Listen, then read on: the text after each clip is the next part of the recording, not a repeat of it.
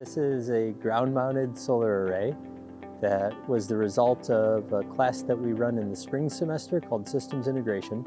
They did a design project for the Aquaculture Center and trying to offset the Aquaculture Center's energy, which is pretty energy intensive for growing fish and vegetables at the same time. I'm Brad Fleming.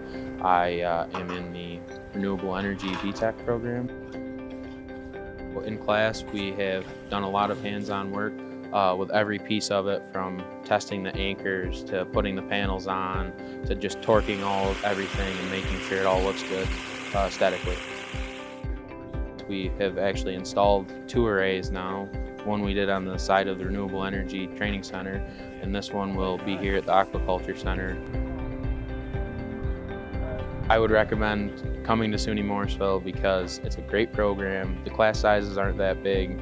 You get one-on-one time with your professors, and you get great hands-on experience doing what you need to do to get a career in the field.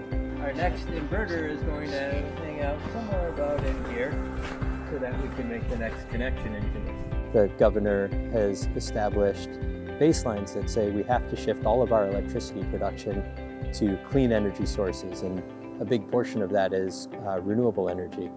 And so for us, it's really nice because our students who are working in this field have guaranteed employment and guaranteed systems.